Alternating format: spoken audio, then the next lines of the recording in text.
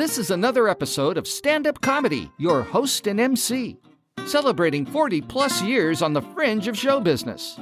Stories, interviews, and comedy sets from the famous and not so famous. Here's your host and MC, Scott Edwards. Ladies and gentlemen, welcome to another exciting episode of Stand-Up Comedy, host and MC. I'm down in Los Angeles, and I'm getting the opportunity to meet with some great old friends. And today we have three of them in the room, and we're going to have a little talk about stand-up comedy, and I think will be fascinating for everybody. First, I said old friends, but actually I just met him today, but he's been in the industry as long as me, and we were talking, and we've done some bookings together. He is an agent to the stars down here in Los Angeles. He used to own Hassman Entertainment, and now he is a major partner in Hassman Tolsonog. Can we do a time? Entertainment? Sure, no, we can do time anyway. I'm a manager. Agents are scum. Wait a minute. And I'm a manager. Agents are scum. Got it. And you feel free to say that because it's true. Any of his clients will tell you he's a secret agent. Okay. And Hassman. Hassman. My Arab cousins don't use the M, but I do. All right. Neil Hassman is in the room. Thank you. Thank you for joining us today. Finally. That's enough of that. All right. And a good friend you've heard before in the podcast. We did a one-on-one interview. We've done him with his partner, Mack Jamie. Ladies and gentlemen, the star of one of America's top comedy teams, Mack Jamie. He was the one of the stars of Comedy Break, a TV show back in the 80s, done tons of corporate events, and is a silversmith who does both jewelry and very nice art pieces. Ladies and gentlemen, my good friend Jamie Alcroft is in the house. Thank you. Thank you. And Thank you very much. Nice to meet you, Scott. Yes, and he's got a book out we'll talk about later. And also joining us, he's also been heard on the podcast previously on a one-on-one, but it's so nice to see him again in person. He's done stand-up comedy for years, done a lot of television. Right now, he's the king of one-man shows. He is the star of the Book of Moran, The Male Intellect, Standup Jesus. Ladies and gentlemen, it's my good friend, Bob Dubac. And the crowd goes nuts. We're all here in the room, and it's just exciting to get everybody together. But let's go back just a second to the opening because it was such an exciting way to open. Agent versus manager. A lot of people don't understand the difference. Why don't we explain to the novices out there? Neil, you'd be the perfect person to explain to everybody the difference between a manager and an agent. 5%. But Bob. Wait a minute. We need the rim shot. Isn't an agent, they usually come from used car dealerships? Yes. And agents used to have, they don't anymore because the TAA has been dead for Talent Agency Act has been dead for 10 years. At the insistence of most of the big agencies who are now taking advantage of the fact that there isn't one. But agents are restricted legally by a lot of what they can do. Until a few years ago, they couldn't produce for their clients. They couldn't executive produce a show. They couldn't form a company to produce television or film. That all went by the wayside by Mr. Ovitz at CAA before he was taken out. But managers... Taken out in which way? Eliminated from the agency business because of so many problems.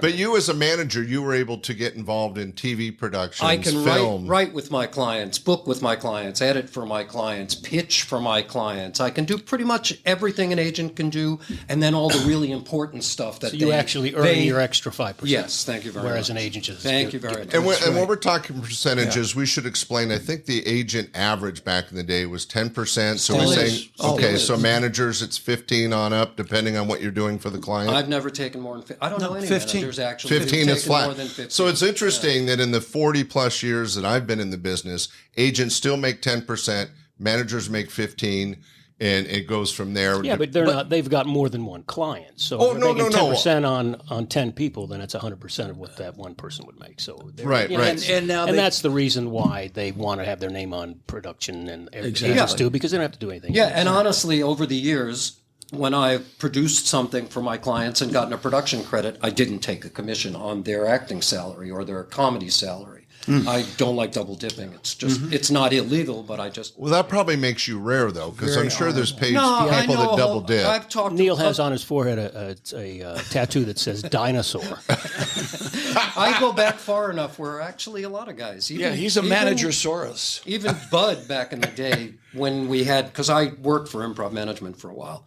Even Bud back in the day said, no, when the guys do comedy, whatever his show was, Comedy Tonight, if Improv. they're clients, Evening at the improv Improv. tonight, if Evening they're at the clients of ours, we're not going to commission their salaries. Interesting. And that's That's Bud. Mark Alano had a different story. yeah, he Mark did. would be different, but of Bud course, Freeman. And it's odd. I like Mark much more. And nobody ever got a residual from that show. No, Evening a at- lot of people Evening at didn't the even Improv. get their first salaries from No that kidding. show. You're kidding. Really? Yeah, I know tons of people who never. It wasn't Bud's fault. Mack You know, and they I- handed the business over to one of the agencies that do payments and stuff. Ladies and gentlemen, we're talking about Evening at the Improv, one of the first and early TV shows that was focused on stand-up comedy. In fact, before that, I think the only stand-up show would have been The Comedy Shop, right? Well, the midnight special. And Yeah, it also, was- didn't Don Kirshner's Rodney's comedy Young on. Comedians might have Well, even before that, been she had Don before- Kirshner's rock concert. Yeah. Yeah, Right, well, special. You that did. was all. That's Bob, where I started. Bob yeah, did it Kirshner's rock concerts. was- and they would always, because I was opening for rock and roll bands, and they would always have to buffer the bands. It was a music show. And Kirshner loved comedy. Yeah. He loved. So Well, I go back to the Bill Graham days when Bill Graham was producing all the concerts and all the big rock and roll bands, yet he invested in the Punchline and would use comics to open up some of his concerts. So there was always a kind of a love for stand-up comedy. So I wanted to try to pick questions that I thought would be interesting for everybody. And the first one that comes to mind is how I've written a couple books on being a stand-up comic and what's important. And one of the key features of a professional is being a consistent, persistent writer of comedy. Now, Jamie, you've done, first off, with Mack and Jamie, you guys did a ton of stage and corporate, and then you had the TV show Comedy Break. How did you guys discipline yourselves, or what was your focus when it came to writing? Focus. What was our technique? Or what was Yeah, our focus? 'Cause what our would you focus was recommend to be- somebody? Our focus was to be funny. Okay, hey, that's good to hear. And our focus was to play off of each other's foibles, and our focus was to heighten the differences between our outlooks on life. And what we would do is come up with an idea for a sketch, because we kind of did small mini sketches. Well, your sets, your comedy sets were we like would little. start stand up. We Yeah. would start stand up, and then kind of pull the audience in to our moment on stage, and the fourth wall would go up for a couple of minutes anyway, and so the way we do it is come up with an idea, and Mack would type out a first draft because he was the typist man, and we would then work on it. He'd give it to me. I'd work on it. We'd come together. he'd We'd give, both it be to on a he'd separate. give it to Jamie for the punchlines. He would. Kind of punch it up a little bit, and then we'd work on it, and we'd both punch it up. We went through a period when we first started off. I was such a maniac ad-libber that Mack said, "I'm quitting," and this was Oh, was wow. like, this I haven't was heard like, this story. 4 months into us having great success at the comic strip in Fort Lauderdale, and going up to New York at the comic strip and having great success, and the Catch a Rising Star. And he said, you're not sticking to the script. You're not, and it's very important for the timing to stick to a script. Probably but- more so with a comedy but team, no, right? when you're on stage, you're on stage. Right. You're free to do anything you want and go anywhere you want. Which is After a period of time, you found each other's rhythm, and you were able to do a lot of. Well, what improv, happened and- was I said, okay, here's the deal. I don't want you to quit. I think we should keep doing this. I'll stop ad-libbing for 6 months. And I stopped. Yeah, then that gave you the time, right? To get to know each other, gaps. so that after that, That must have been the hardest Gaps thing in the show. to do. And Mack had to He's been catching up with it ever since. jump in. I know. I had lunch with him last week. wow. So that being And then a- Mack became very good at ad-libbing. Right. He because had to he learn had to fill in the blanks. He had to learn the skill. And then once he was there, we were balanced. It was so much fun on stage. And as Bob said, you found a rhythm that obviously led to a tighter synchronicity of the synchronicity. Everybody said we had chemistry. You're the word guy. It's a tomato.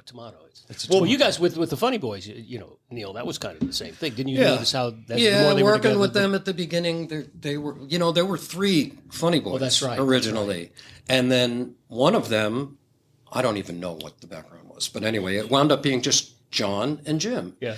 And it was a love triangle. They'd already known each other so well in their timing. And I got to say, I give a lot of credit to Kenny Kramer, where those guys basically would hang out at Kenny's apartment in New York, and everybody would just sit around and kibitz. And John and Jim they were like the perfect duo. So from pretty much from the first time I ever saw those guys on stage, they had it. This was like 82, 83, and they were like. They were there already. They just needed to write more material, but the material they had was perfect. I used the Funny Boys to open up one of my large concerts in Sacramento for Seinfeld. It was the Funny Boys was open for Jerry. Yeah, that boy, talk about that hallway in Manhattan Plaza. That was Jerry Kramer. Larry David lived next door to Kenny Kramer, or actually across the hall from Kramer. And they built that apartment building and offered it to artists. That's all that they're still to this day, and the rent is based on how much you make a year. That's amazing. And there's a dry cleaner, pool, gym, everything in the building, but it's all entertainment people, and it's really a fantastic building. It is. Well, bringing it back to writing, Bob Dubac being the star of so many one-man shows. Now, first, you were a very, very talented stand-up comic for decades, and you kind of pivoted, whatever. Well, I saw the writing on the wall, in the 80s when everything went south. When we first started, there was maybe 100 of us, headliners and stuff. And there was enough room, and we were all helping each other out. Say, I can't use this, you can use this. In fact, I saw Jimmy Brogan do a great joke the other night, and I says, I've never seen you do that. He says, that was about 30 years ago. Paul Reiser wrote it for me.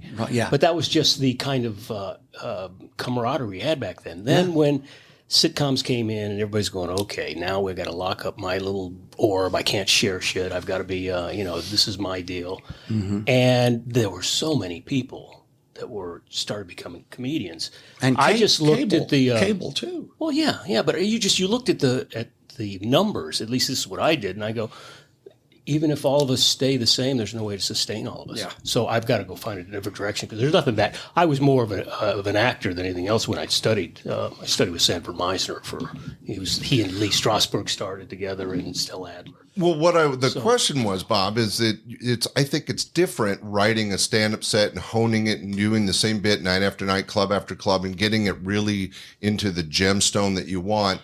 And then you went to one-man shows, which are basically mini plays.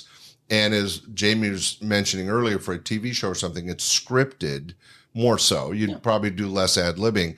What are your writing techniques, or what do you do to get yourself focused that way? The technique was basically, it was based on the acting technique that I learned from Meisner. Everything has to come from a truthful, even though it's an imaginary circumstance.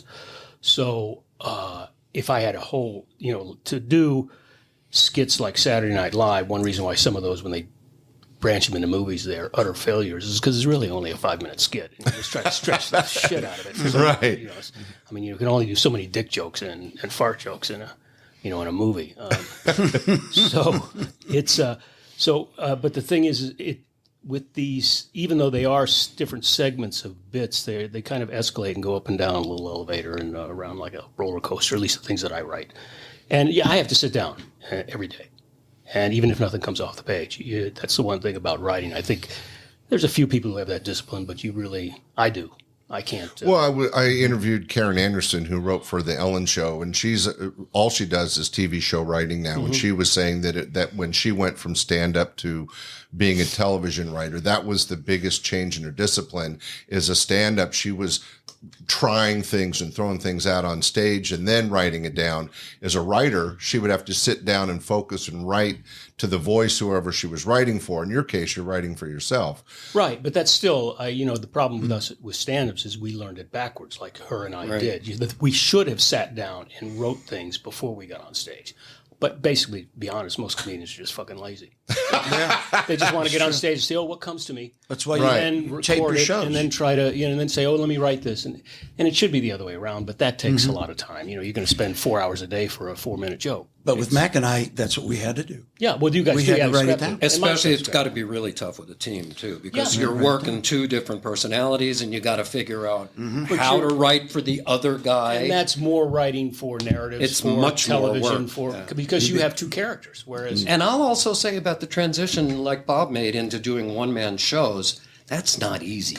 No, he's one of the few success stories. Well, because most comedians will just who want to do it, and I've tried to work with a bunch, they always bail out, that they try to take something from their act and turn their act into a show, play, right. which is really just a long set. And it just hits one level and goes. And doesn't give the audience a chance to find out who they are, why they're standing up there alone. Right. And I'm not a particular fan of telling people who I am. I usually make a fictionalized character that has to go through a problem that everybody couldn't relate to. But I know there's this confessional comedy, which is very high, in the now or let me tell you, So Neil, tell us about it, Bob. Confess. Tell us more. I'll tell you more. So Neil, as a manager, part of your job, and that's the difference between an agent and a manager as well, is that you're actually trying to help an act, a person, a talent get to achieve as much success as they can. Would you suggest or guide them, hey, you need to do so much writing, or you need to do, take this acting class? As a manager, would you set guidelines for your talent? Acting is a huge background for stand-up. I know that sounds like it shouldn't work. Yeah, to me it wouldn't. Does. But, But unless you know who you are, getting up in front of 200 people and from all different backgrounds and trying to make them laugh will crush you in 2 minutes if you don't have that actor's mentality of, okay, I need to keep going and figure out how this works, why it works, when I can make it work. It was really a good thing for me as a quote unquote strictly comedy manager that in 89, 90, a lot of the networks would call me and say, hey, we're doing such and such a show. It stars this person, but we've got to fill out that cast. We're not looking for guys who are going to come in and improv or disrupt the taping or... Yeah, they didn't want Robin Williams. Yeah, they didn't want... Well, a lot of them did. For other reasons completely. But no, they didn't. They wanted somebody who had the discipline, that learning of how to present yourself to a crowd, even if it's not working. What's good about Neil and the stuff that, as an accomplished manager, is that these guys can look and see where someone's depth is, where someone can expand, where someone can't, what direction. And that's what, a really, good manager will tell you. does. They'll Makes put a you in the right difference. way and they go, okay, you can, this is in your wheelhouse. This is not in your wheelhouse. Yeah, I lived at the Improv So, 4 or 5 nights a week. When you have for an the first- eyeball for that, that's very valuable. So it's... That You just have to, when you tell a comedian, you got to do it behind a barbed wire fence. I was going to say body armor. Yeah. Well, I mean, in a sense, I'm a different beast. I'm a producer, but part of my job was watching a lot of young talent and growing talent, and I would give them advice and guidance, but it was more on how to make their act better as opposed to their the future material better. Right. To go further. Well, Scott, you really helped Mack and I when you suggested 2 microphones. That was a brilliant suggestion. It really was. Genius. All right, I'm going to take on the next question I had. You guys have all been involved in television, but I think a lot of the listening audience, we turn on the TV and boom, there's a show there for half an hour. And if it's a half-hour comedy sitcom, the entertainers are on a script, but they're being funny, and we think of them as comics. But what I would like to share, if we could, in short versions, Jamie, you guys did Comedy Break back in the 80s, you and Mack.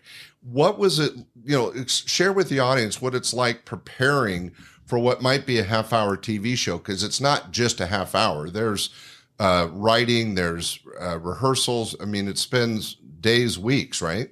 We would get scripts probably on Monday and Tuesday we do a table reading, and Wednesday we'd rehearse, and Thursday and Friday we would shoot 6 shows. Really? So we shoot 3 you on shot Thursday. in segments, right? Our show was done on wagons. We had 3 wagons, and the guys would go in with black electrical tape, and they would make the doors and the windows and the presidential seal for the Oval Office. And then Kevin Pollak and I we'd come in and do dueling Reagans. And, I'd be sitting there, Sam Baku, and Kevin would come in and we do about 6 of the dueling Reagan sketches. Oh, wow. And while They would they were they'd be doing in the that, can. sorry? You put those in the can then, right? Yeah, and they were put in the can. While we were doing that, they were over there with black electrical tape making a bedroom for Mack and Jan Hooks to have a bedroom scene. Well, I thought Reagan and Reagan slept together. Didn't Reagan and Reagan do their only bedroom We scene? only had, if you call oral sex, sex, then I suppose. Oh, Clinton was involved too. It was. This is where I invented the Clinton doctrine, or dictrine, as we called it, in the Oval Office. You guys are funny. Well, I wonder why. well, So that's how we did our show, and boom, boom, boom, and it was just you wanted to know how we did 6 shows a week. That's how we did them, and we would air 5 the next week and put 1 in the can, and soon, boom, boom. wow. But that's a lot of work. But that's a very interesting and a different dynamic as opposed to a sitcom where the sets are already built and you're only doing 1 show a week or 1 show every 2 weeks. Much different. Yours is more like a film where you say, okay, we got this location, we got it for 4 days. Exactly. We have to shoot all the things we're going to do. You got to write 12 skits. We're going to have 12 shows. Exactly. We want 1 from this room. Because you're in costume. Boom. You're in and out. Right. Boom. Yeah. Interesting. Well, Bob, now you've done a lot of TV. I wanted to share with the audience, and I know that your one-man shows are more theater type, but you've done a lot of television where you were a guest on a show. So let's say you're doing the Tonight Show or some talk show and you're the guest. What is it like in that half hour or hour before you go on TV? What's the preparation like? Yeah. Well, you're already prepared. I mean, you've done this set for 1,000 times. It's 5 minutes, 4 minutes. You're just waiting 6 to get minutes. your. And if it was the Tonight Show, you had to go 3 or 4 months until Macaulay had corrected every single solitary word. Yeah, and you had to make sure he corrected when he was sober, because when he was drunk, he would not remember it. Let me tell you something. We were doing our second Tonight Shot with Johnny Carson. We were standing behind the gold curtain, waiting to be introduced, and Macaulay changes one of our bits. That's crazy. He said, do the Reagan bit, don't do the phone call. So, but that's an unusual. Macaulay was a power, hungry guy. So Yes, very. Anyway, I get it. And I forget the name of the guy who was before him who wrote the book on Carson, and it was terrible because I'll remember it because the of next his minute. tea. Right? It was, Well, anyway, and he was better. He was actually producer. good at what he did. Yeah. So the challenge material-wise is that you have an hour set. You have to hone it down to 3 or 5 minutes. But even if you have that in your head, before the show, for the audience that's never been involved in TV like all of us have, there's They've all been involved in cocaine. And I think that's what really kept everybody glued. Well, it was the 80s. But no. You didn't necessarily memorize your lines. You did your lines. Right. But those moments And then before, you did your lines.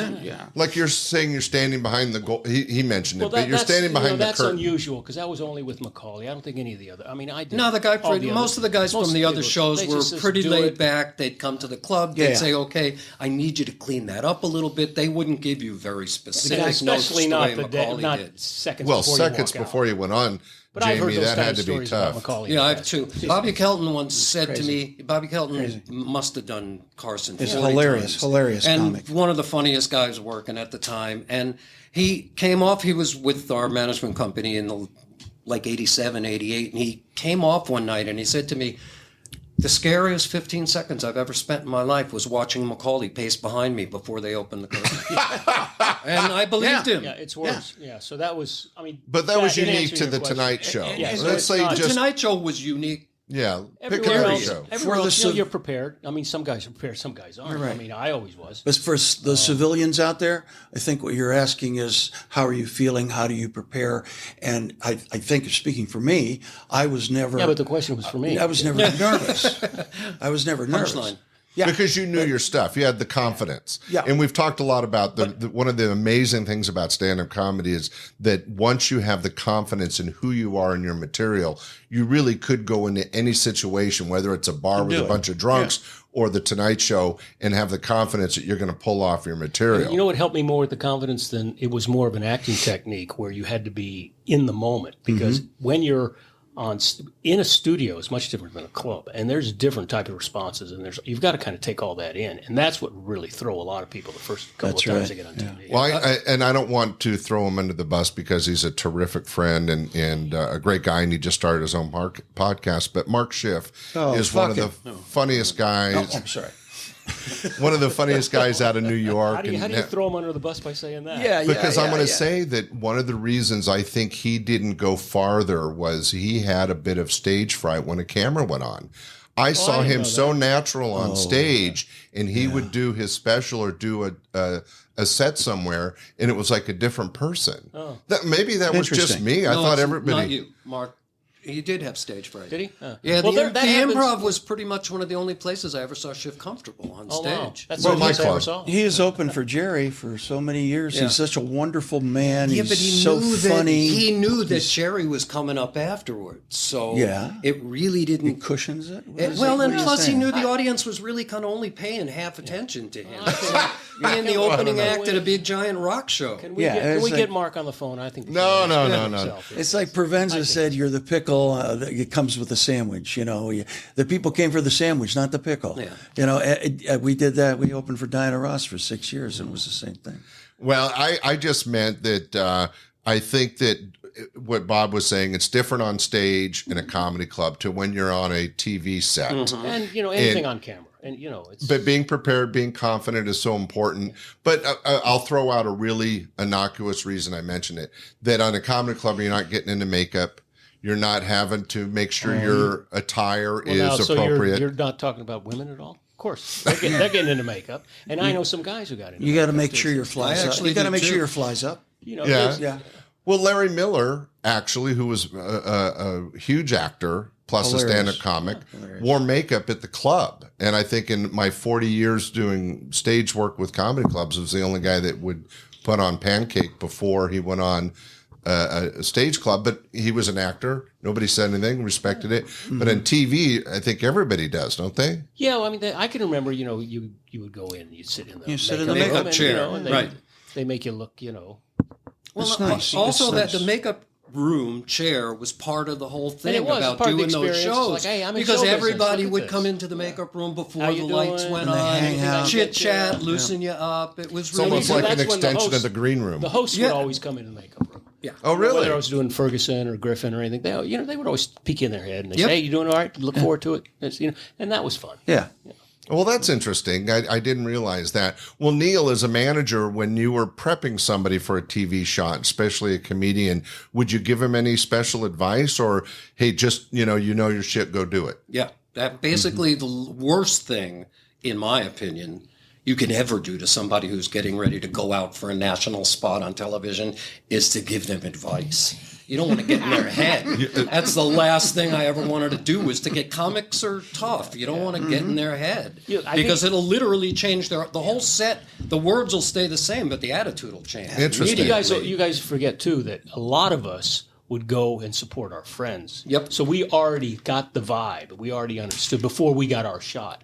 We were there with other. I mean, I would go with Shanley and Somebody So it goes, wasn't- Tonight Show with you. Yeah. So it wasn't. So it wasn't brand new. It wasn't like Well, that's interesting. No, but having your friends, I mean, there was, especially in the 80s, and it faded in the 90s, I think, but there really was, and I think, Bob, you mentioned it, a sense of community with the people that were at a certain level, headliners, let's say, that interacted and shared experiences, and that I think made it easier for people, much like out of San Francisco being an early hub for comedy back in the Holy City Zoo days, those people working together and supporting each other, I think, helped them develop. Oh, absolutely. That's the only thing I really miss about it, because it just doesn't seem to have. Yeah, I mark it. I have a date. I think it was early '89 when Brandon Tartikoff got promoted from comedy to head of all of NBC. All of comedy changed at that point. Oh, interesting. Brandon was this incredibly warm, personable guy. He'd make the rounds of the clubs during the week. He talked to comics when they came off stage. Just talk to them, not criticize them, give them anything. Mm-hmm. And then when he reached out to them or recommended them to do one of the NBC shows, people were very comfortable.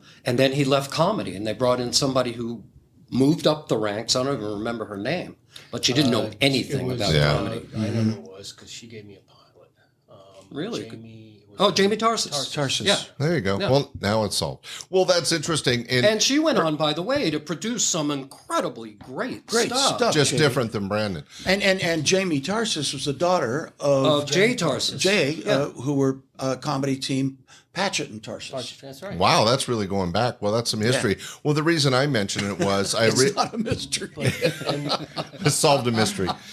No, but I recently interviewed Arj Barker, who's now a pretty big name in Australia as a comic, and in our one-on-one discussion, he was saying that what he misses the most was those early days when he would bomb and other people there was this really tight, you're hitting all the little clubs all around Northern California, and you were, bombing. There was tough rooms and easy, but it was he goes, we were just having fun. He goes, I kind of miss that looseness that if you didn't have a great show, it wasn't the end of the world. Now, he's got a 2,000 seat theater filled to see him. He can't, he can't mess around. He can't afford to bomb anymore. Right. Yeah. He was saying how fun it is.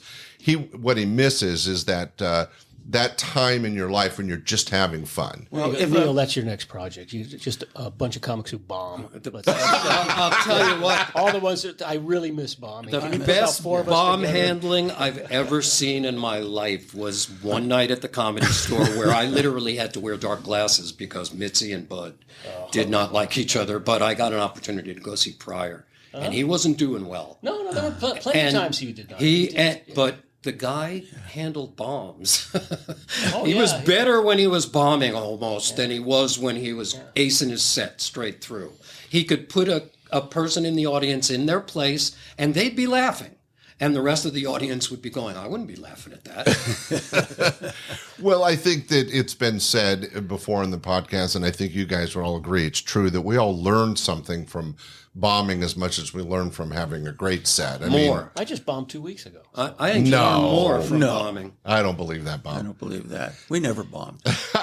Well, let me pivot the question again. So we talked about television, but now let's move forward. I know that Neil's managed some people that have done this, but I'm going to bring it back to Jamie. You guys shifted to doing a lot of corporate. Now, corporate is really a different beast from stand-up and TV. Mm-hmm. Was it difficult, or how would you say the transition took its place? It was really great for us because it made comedy so much more fun. And we were... it was always going into these clubs, and it really was the 2 mic thing. You go, we need 2 mics. Oh, geez. Seriously? Oh, God. Oh, really? It was a big deal for improv. It was the Comedy Store. That was kind of crazy to me. But anyway, so with corporate, we would send out a client questionnaire, and they would answer these questions that would give us so much fodder for comedy, and that we'd write a show especially for them, whoever it was, Alcon or General Motors or whoever it was. We'd write a show targeted to them, and we created characters targeted to them. And we were, all of a sudden getting $10,000 a night. And then I think finally our top price, we got it up to about $60,000 a night. Wow! And that was for an hour. Mack got $10,000 of that. No, Mack got 10. Mack got 10. Yeah. Mack got 10. Yeah. Okay. It was fair division. Wow. You crazy? Of course not. I know Mack can't add. I would have quit a long time ago. But you bring up an important point, is that also in advance you're setting the parameters of the event. you're saying there has to be this kind of lighting, there has to be 2 mics, we have to have this much room to work on. We had a rider, but a technical rider. Yes. One of the most easy rider. It was an easy rider, but we said the audience has to be seated directly in front of us. They have to be darker. Oh, Bob. You'd be surprised. I don't know. I'm not surprised. I went to one and they put a huge dance floor. When I hear it out loud, and I read something in my rider that says something like that, the orchestra pit has to be covered. Yeah. You can't have a pit. You just wonder, okay, why doesn't it? Nobody realizes that these little things. I mean, there were many but they're dances. huge. Can we have the dessert already taken off the tables by the time? No kidding. No kidding. We're not working to the staff. But it was, and God bless the staff, because without them, we'd be nothing. You know that. And if any staff are listening out there, you just cover I just want to cover my ass. Exactly. I don't have that kind of for the rest of my life. But it was great because you could control it. You could say we need this, we need that, just like you said. But we also could target the audience, and that's why we got our price up.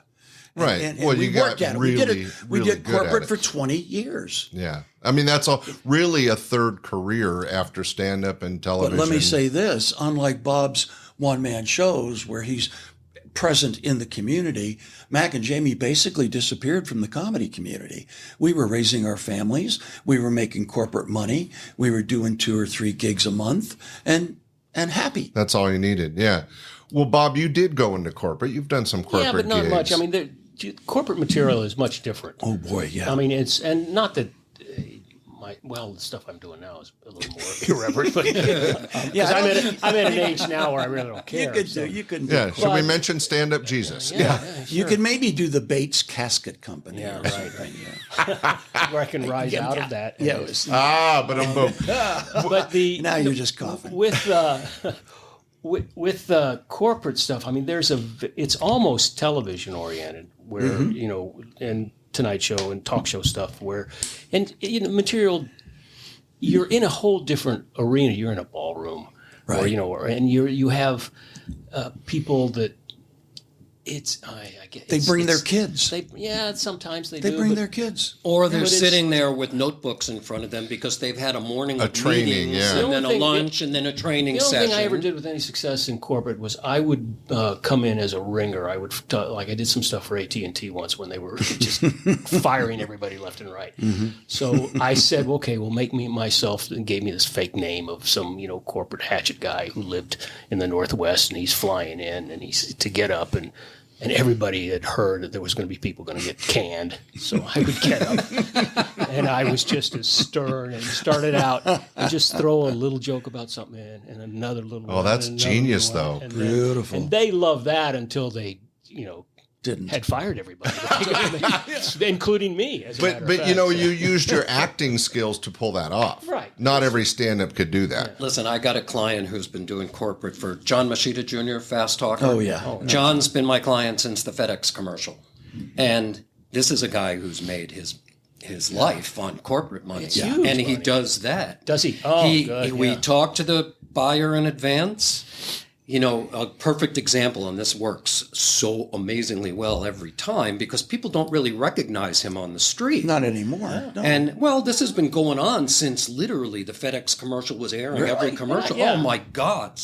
But he gets up on stage, he's in a shirt and tie, he's got his hair combed back. Like the plan that always worked the best with John was one of the big corporate officers would get up and he'd be giving his little spiel and he'd just be droning.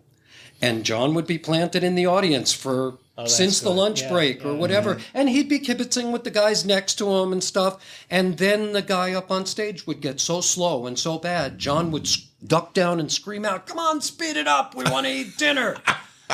And then the guy would know about it and say, "Hey, if you think you could do it better, come on up here." John would run up the aisle and he'd start and they'd put the tape up and then the tape would start getting faster and John would keep up with it and the visuals would, and then the audience caught on and they'd start clapping. Once they catch on. And once they catch on, he would have the best time. Plus he wrote for a lot of comedy shows in the early days. You early have shows. the audience in your palm of your hand. Best by thing then. we ever got from that, I forgot what the airline was. At one of the Japanese airlines, one of the airlines that went to Asia, hired John to do the tape that they play about putting your sags up and seatbelts. Fabulous. And he'd get going really fast, and the stewardesses would tell us, the flight attendants would tell us that they would look around and all the Asian passengers going home, they'd be like, they had no clue what was going on when John was giving the safety instructions. Oh, that's hilarious. Yeah, it was great. Well, Neil, as a manager, would you guide your talent, your comedy talent, towards corporate? And if you did you give them any advice? Was this something that you explored as a manager? Yeah, I got asked. I also handled a couple of really brilliant impressionists, Joe Alasky, John Rourke. Joe got a lot of offers to do corporate stuff, but Joe was like Mark. Joe really didn't like going on stage. He was timid. He wasn't timid. He was just such a naturally modest person that he couldn't understand that people were applauding and laughing for him. He never got that. Never. His whole life. But I would never say no to stuff like that if it was a situation that I thought one of my comics could do well in. And Joe happened to be one of those guys. I don't think he ever said a dirty word on stage, ever. No. So he was perfect for corporate. Yeah, and that has been said several times, and it's so important. Not just anybody can go into corporate work. You have to be a headliner. You have to be clean. You have to have enough material. Whether they want 15 minutes or an hour, you have to. It's like doing a speech, only humorously. You have to be it's ready. Also that objective type of humor and observational, because when you start getting up there telling your life story in a corporate setting, it's just they don't want to hear nobody it. cares. You got to tailor it to the client. And a lot of guys considered it to be a little too. I mean, I think I'm not off base to say people thought it was under them, beneath them, and to do corporate because now I got to do my airline jokes and my they didn't want to change who they were. And I finally got it across to the few clients who did them on a regular basis. I would use John Machida as the perfect example. Yeah. Hey, this guy's been doing these for only 2.5 years. He's making $40-50 grand to go out on a Friday afternoon, come back on Saturday afternoon with a check in his pocket for 40 grand. Yeah. How do you say no to that when you're making $20 for a spot at the end? Well, and I think Jamie mentioned $20. That's how much they make nowadays. Yeah. But Jamie made a good point earlier. Is that I probably did. Well, what made you we're going to guys? remind you. I'm sure of good points. So and I'd like you to bring it up again, please. Okay, you were so successful because you and Mack were able to write to the company that you were performing for.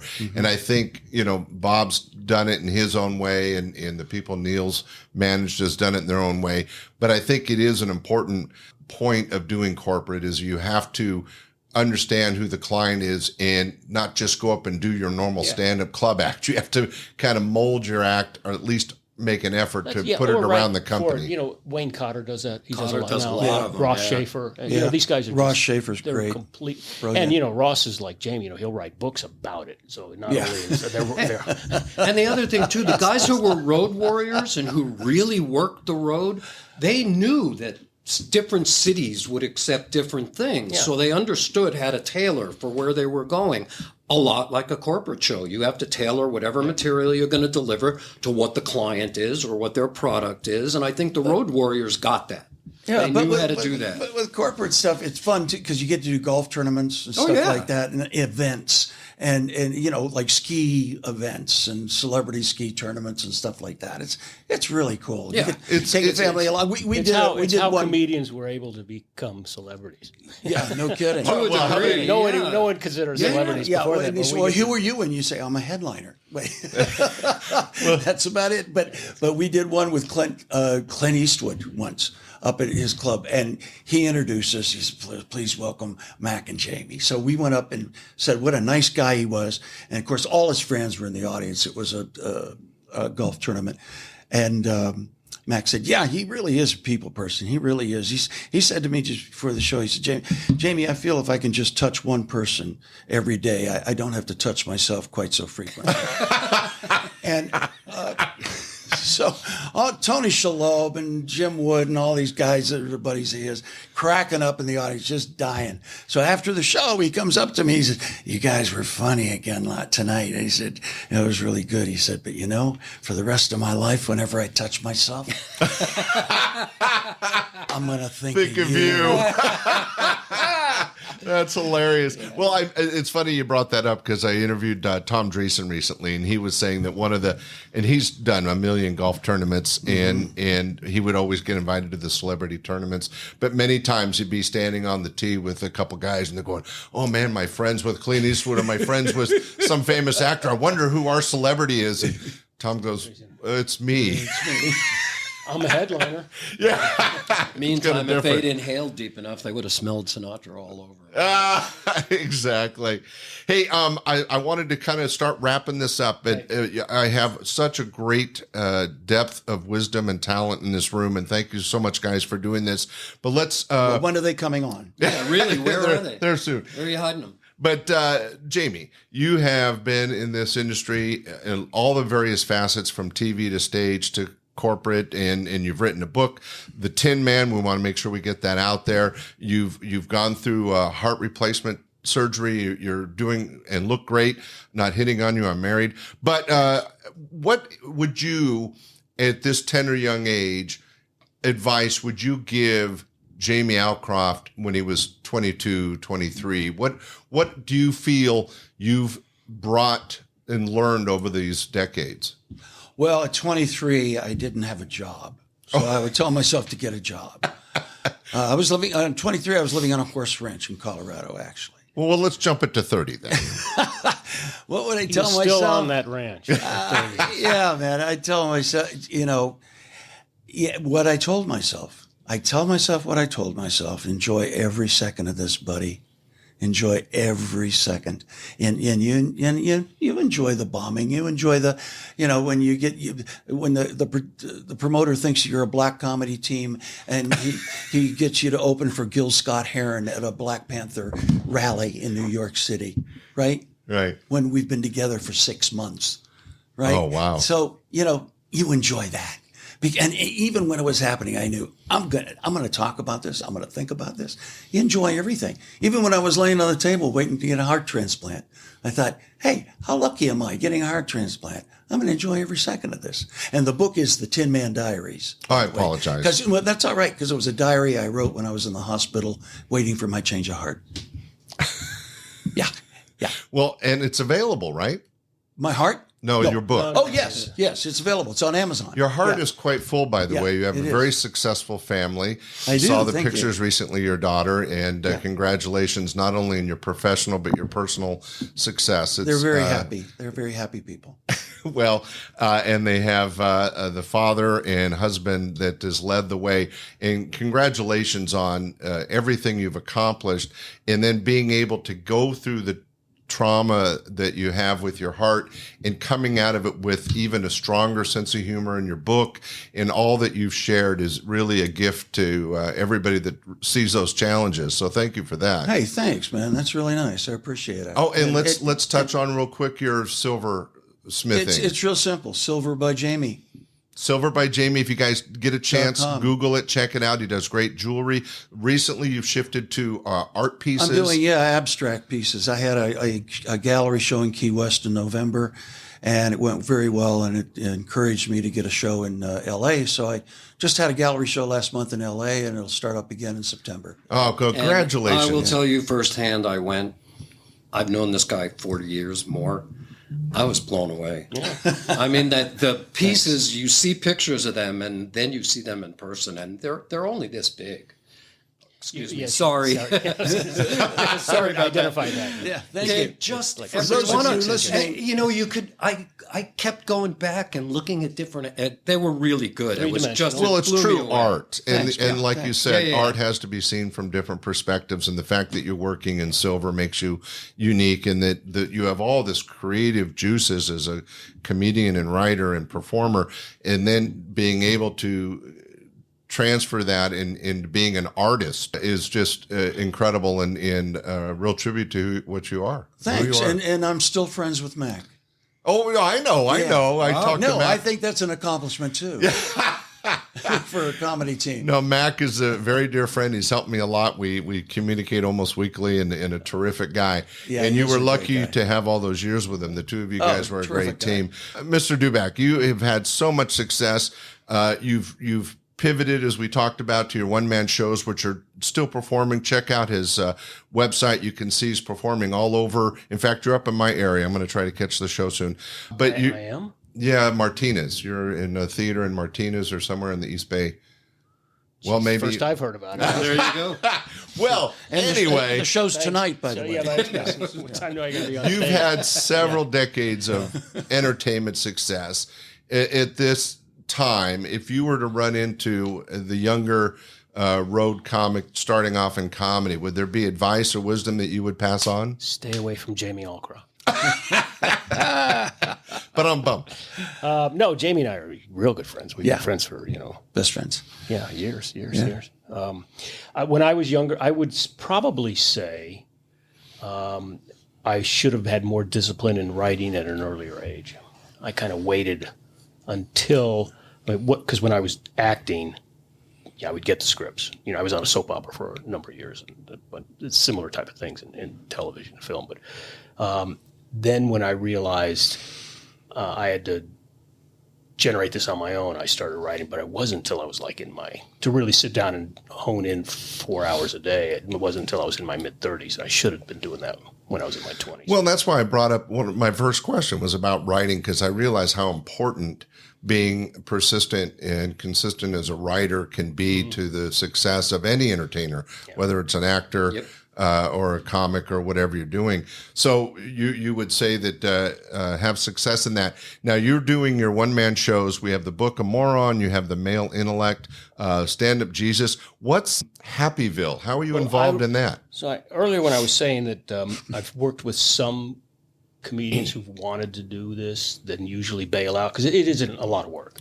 I mean, it's not like we're talking about one-man theater shows. Yeah, no, it's an incredible amount of memorization. Well, yes, but I mean, even the structure and the writing has to be different. Whereas you can't just put 5-minute bits together and expect it to be a show. So, one friend of mine out of Denver who does a lot of physical comedy, he and I wrote his show together. Because some of the shows that I've written for myself, I've had other actors do when they've gotten so popular where they basically hire. And that's a testament to the writing. Rob Becker did that with the Caveman series. Yeah, he built it up and then sold it off. Okay. Pat Hazel did it with the Wonder Bread years, too. Yeah, okay. So and that's the testament to the writing. If the writing's good enough, then anybody can do it. Right. Whereas you usually don't want to get anybody to do it. Because if they don't do it well, you want to blame them. But it's really, you got to blame yourself because the writing's not there.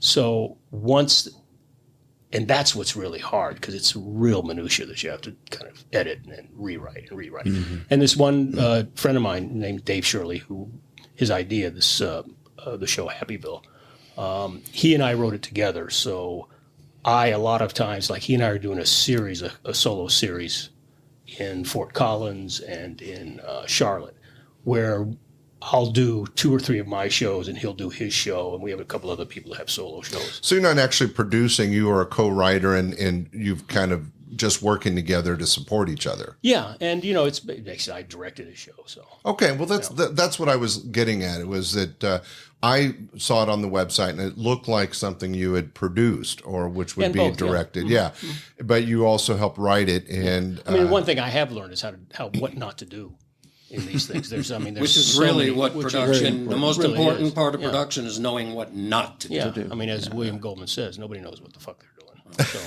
So, William Goldman says that. Those of us who can actually admit that, then we can, well, we can get away with it. Mr. Hassman, you have had great success. You've managed lots of people. I didn't realize you were totally focused on comics or comedy.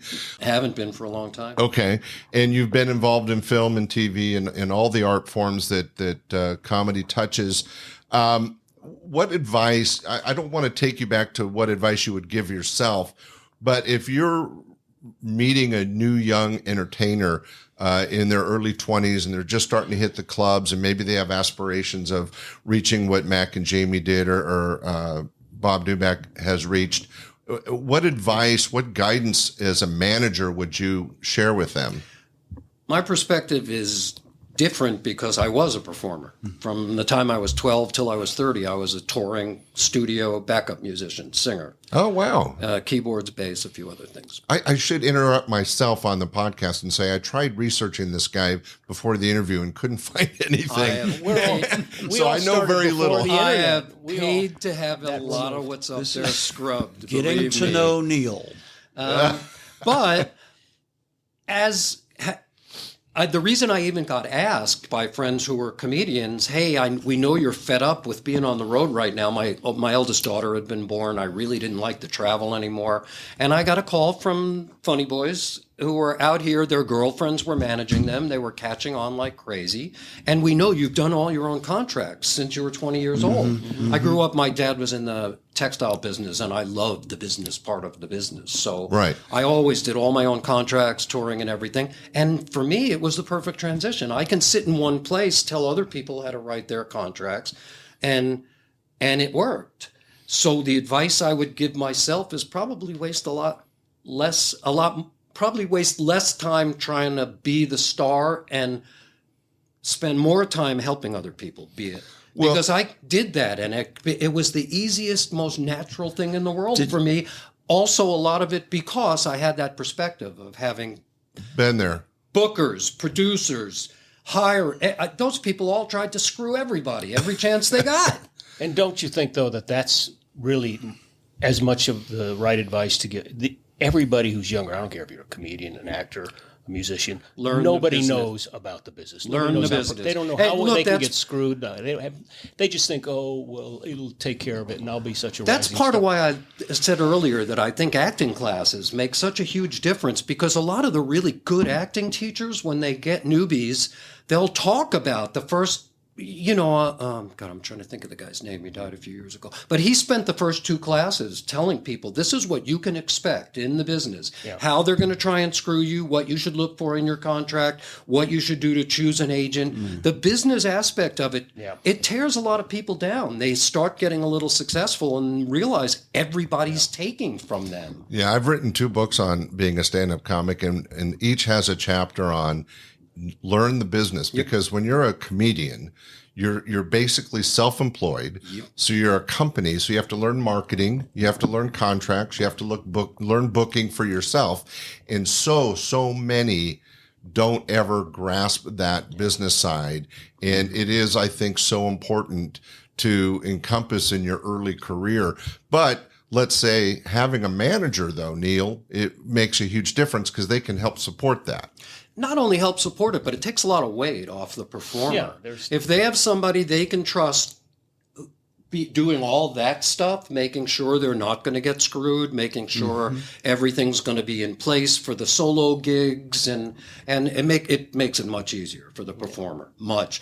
So you need to know enough about the business. I've seen too many guys go down in flames when they started to get really big, because they'd argue with their agents and their managers and stuff. Well, why do I need to do that? Why do I need to do that? Because you want to save your own life. Just do it. Yeah. Just do it. Yeah. Well, it's hard sometimes for people to listen to experts when they think they're the expert. But they're an expert in their own. They're an expert in their field, right? And they have to understand, and that's one thing. Comedians hate criticism. I mean, we all do. So but you have to be open to that. You do. Otherwise, it's just going to be. It's basically the business. That's what killed Gary Shandling. He was treated so badly with terribly. Brad Gray and everything. It was just, it broke his heart. Yeah, that name just like a. I am not aware of that story. Oh God! But that will have to. That's a whole nother show. That's 2 hours. That is. Well, it's sad because Gary was a close friend, worked for me a lot. In fact, it's been mentioned, but he was the very first act to hit my stage. I was just talking to Mark Gervitz, and we were rehashing some history, and I was. And Bob that was going to be here today, Bob Fisher from the Ice House, and he was talking about his first act was Ramses III. He went back so far in comedy. And I mentioned that Gary at $150 a week had just come out from Phoenix and was the opening act when I opened my club in 1980. And we worked a lot after that. But that sounds like there's a story there. Yeah. Before we go, Neil, thank you so much for joining us today and sharing your insights. You're still operating as a manager. If anybody wants to reach out, do you want to share if you're interested or not? You're done? Yeah. No, his head. Look at his head. Yeah, he's shaking his head fervently. Submissions. The Bobblehead. word submissions at Hassman, Tolstonog, ENT. Or actually, I think we have a HTE.com maybe. Can we put, or they can my first name at my last name.com. Yeah, let's run Tolstonog or across the bottom of the screen so people can spell that, huh? Yeah, perfect. But if anyone listening... I take submissions. I get 100 submissions a month. No kidding. Right. Just because it's been going on for so long. Well, I was bringing it up because as a old retired producer, having somebody that has your length and depth of experience on the management side could have lots of wisdom to share with others. And if there was a way to reach out to you, I just wanted to see if it was possible. Yeah, it's possible. So reach out through the Googler, Hassman. Neil at Hassman.com. There you go. That'll come to the submission portal. Perfect. Jamie, I know you're doing your silversmithing. You got some shows happening. I know that comedically speaking, you're retired. But what's fun besides just living with your new 45-year-old heart? Well, it's not 45 years old anymore. It's 50 now. Oh, okay. And so I have a 50-year-old heart in the body of a 73-year-old man. And I'm so conflicted. I don't know. I don't know whether I have a midlife crisis or get a reverse mortgage. It's stunning. And you learn so much. Anybody, and I wrote this book, The Tin Man Diaries, because I was just trying to alleviate the kind of the pressure of the situation. I was trying to keep everything happy, and Bob and his wife Lauren were bringing crab up to me and some great sneaking meals. Good food into the hospital. Yeah, from Earth, and it was great food. It's the only thing that kept me alive, and I just tried to inject humor into it. But anybody who tells you that laughter is the best medicine has never had a morphine drip. I will guarantee. Okay, well, we're learning something there. Bob, you have shows coming up all around the country. You continue to work, and you're supporting and directing Happyville, which is a new addition to your world of entertainment. Anyway, people want to reach out or find out about you, your website. Sure, it's robertdubac.com. I mean, I use the word Robert. Friends call me Bob, but and when somebody yells Bob and they're not my friend, it's hard to kind of... So robertdubac.com. Anybody who says Robert, I know they're not your buddy. Yeah. Well, but I have to give this guy $5. For people that like to see one of your great shows, as I mentioned, on that website. Yeah, yes. Book of Moran and The Male Intellect and Standup Jesus is the newest one. Yes.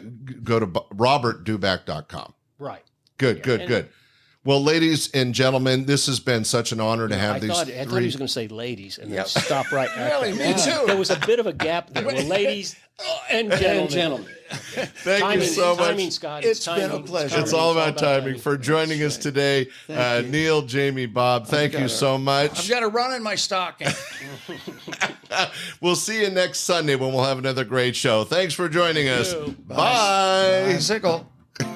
We hope you enjoyed this episode of Stand-Up Comedy, your host and MC. For information on the show, merchandise, and our sponsors, or to send comments to Scott, visit our website at www.standupyourhostandmc.com. Look for more episodes soon and enjoy the world of stand-up comedy. Visit a comedy showroom near you.